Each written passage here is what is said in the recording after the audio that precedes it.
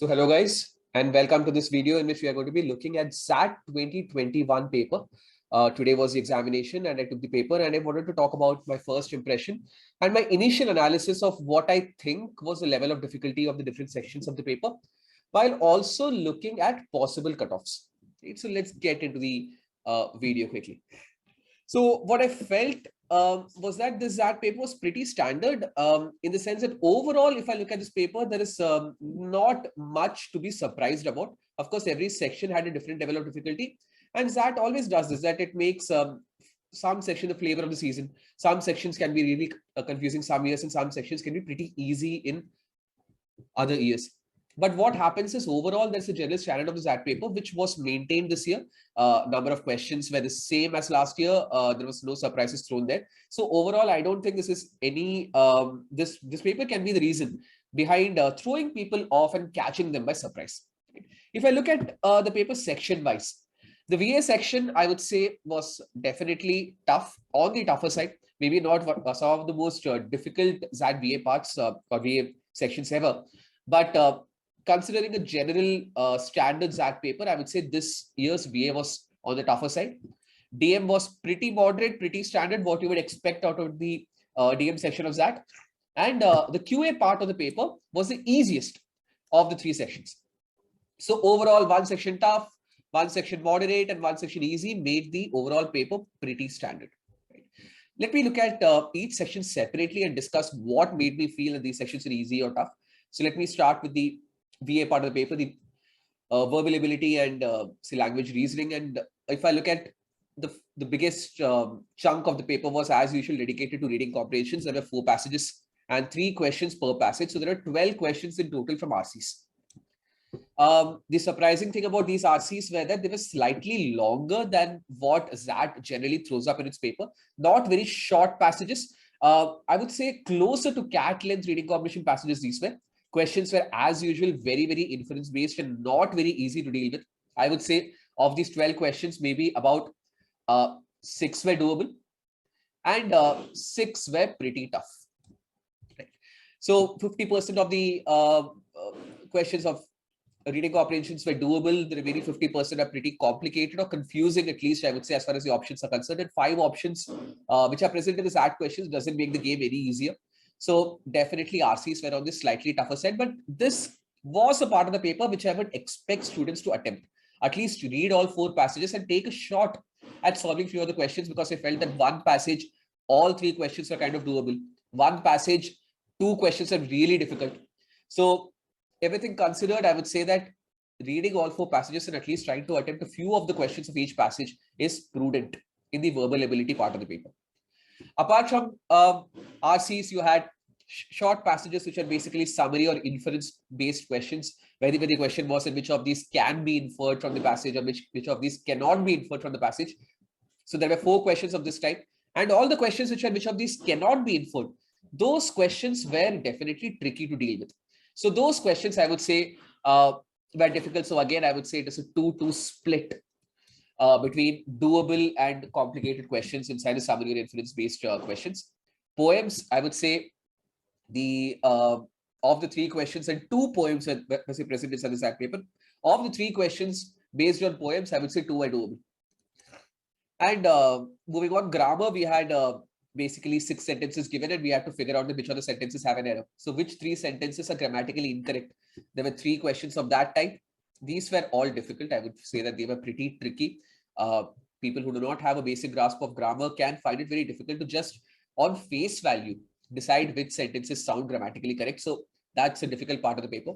Fill in the blanks, which is generally the easier part of ZAT paper. This time I would say one was doable and one was a bit complicated, not because of vocabulary, not because of words were very big or very verbose words which are not generally used in day-to-day conversations, but rather because of context and grammar. So context and grammar made one of the fill in the blanks questions a bit tricky to deal with. One was, I would say, doable. Para jumbles, the 2 questions were completely doable. I think if you go by the options, both these can be attempted. Right. So overall, I would say 6 plus 2, 8 plus 2, 10 plus 1, 11 plus 2, 13 questions were doable inside the paper. A good student can get 13 questions correct inside the paper. the total number of attempts, if someone has to, include guesses in the VA part as well, I would say 16 to 18 attempts is a good number of attempts inside this year's ZAT paper. And why I'm saying 16 to 18 is because we have to remember that in the VA part of the paper, there is always going to be a margin for error, right? So attempting slightly more number of questions and taking a few calculated risks is absolutely warranted. So anything less than 16 attempts is a bit tricky to actually ensure that you will be clearing the cutoffs. 16 to 18 is decent. Anything over 18 attempts is a good attempt. Right? So this is my take on the VA section of the paper. Moving on to the decision-making part of the paper, no surprises. There were 7 sets of 3 questions each, pretty evenly distributed questions. DM part of the paper, I said it's moderate. Why? Because I feel that there were only 2 to 3 sitters. That only 2 to 3 questions were there where you look at the options and you know that, okay, this has to be the correct answer. There cannot be any other decision which can be more correct than this one. The remaining questions, the remaining 18 odd questions, I would say, were all tricky. That there will be one option which will be pretty confusing. And that's what ZAT always does with its TM papers, is that you will always be confused that, okay, which will be more safe, which will be more prudent. You have to again and again go back to the question. You have to again and again go back to the set to figure out what small pieces of information and data are given.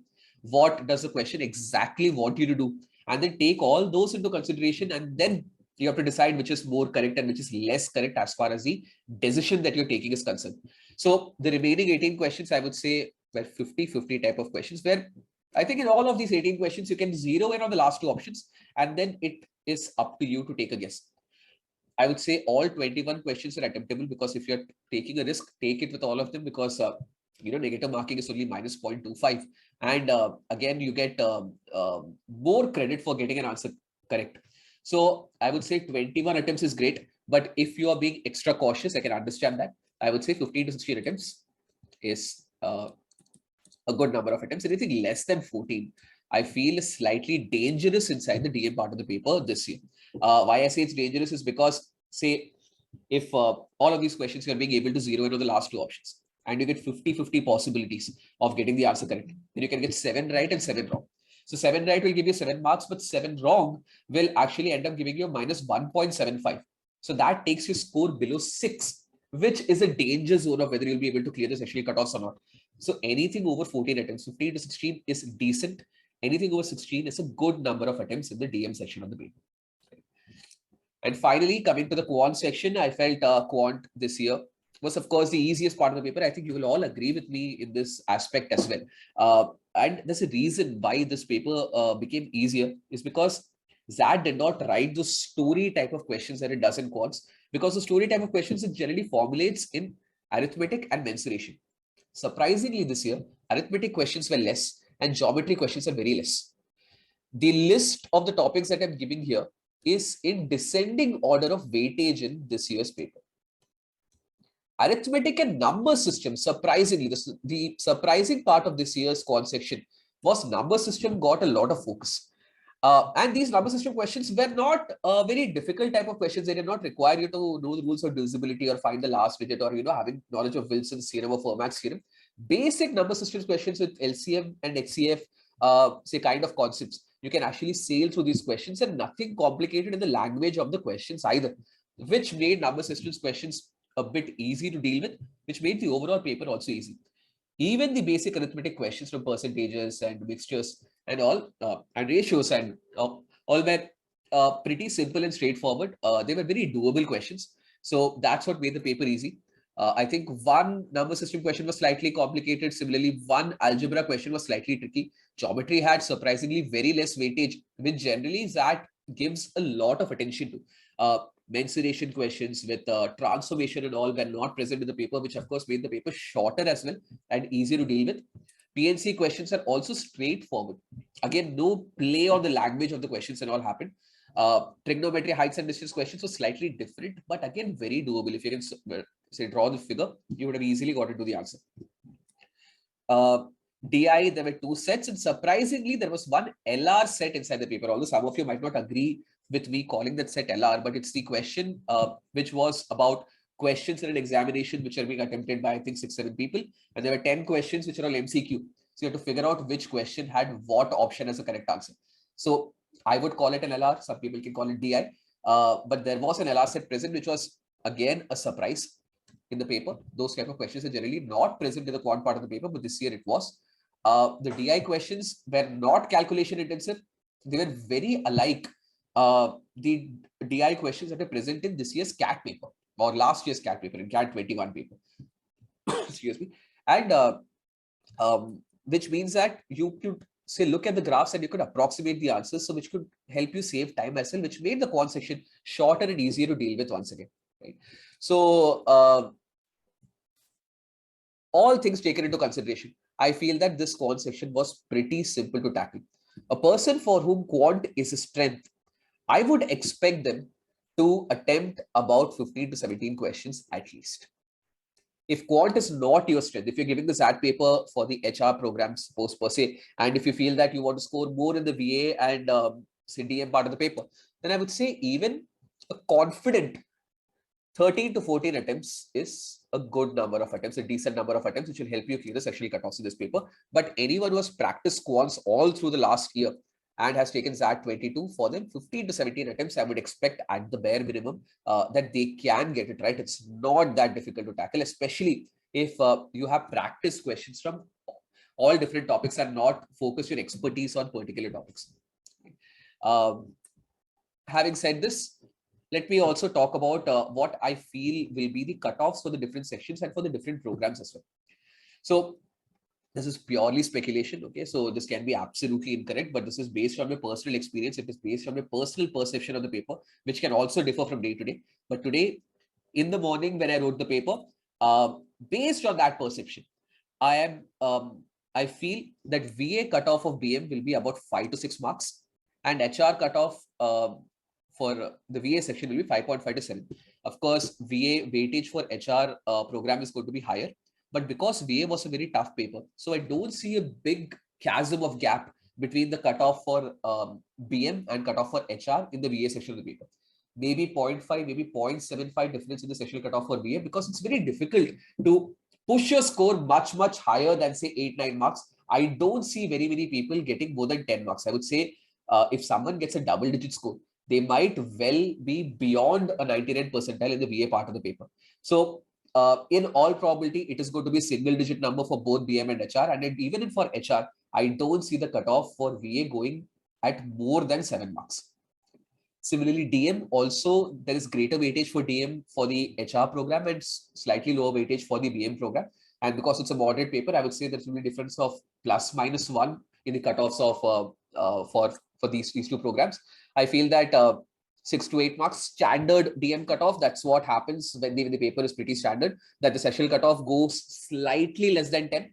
So 6 to 8 for BM, 7 to 9 for HR. Again, I feel that there will be a 1 mark difference between the DM cutoff of BM and the DM cutoff for HR. Finally, coming to the quant section, definitely I believe that for the BM program, the quant section cutoff has to go into the double digits. I don't think it's going to be sub 10 marks. I think it's going to be 11, 12 marks, in fact, because I feel that even for the HR program, the cutoff for QA can go to a double digit score. It is very possible because unlike general SAT papers, this year's paper was not very difficult to deal with as far as quant is concerned. You can maximize your attempts. You had time to attempt all the questions. In fact, at least I would say have a look at all the questions, even if you don't have to attempt all the questions.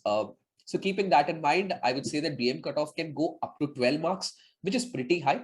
But considering it's an easy paper, I think 12 marks is actually gettable. Maybe slightly less than 11 point something. And because QA was easier part of the paper, so I think that the gap between the QA cutoff for HR and BM can be slightly greater.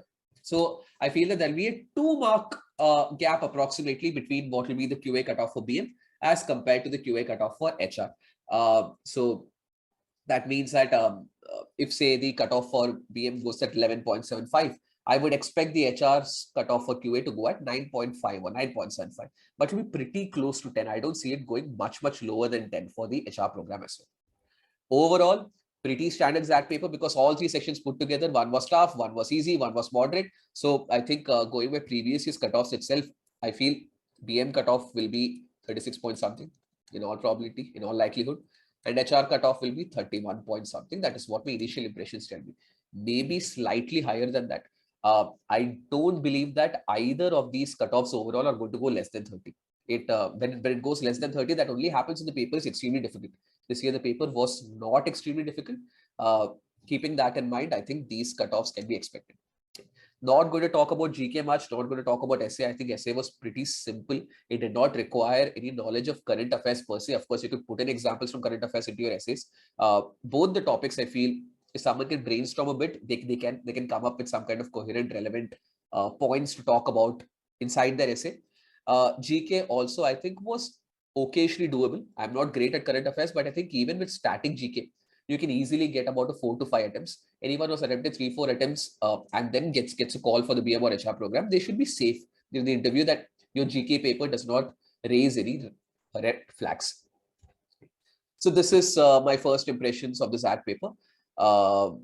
So hope all of you have done well. Let's see, the result should be announced by the end of this month. All right. Okay, guys. Thank you and have a good day.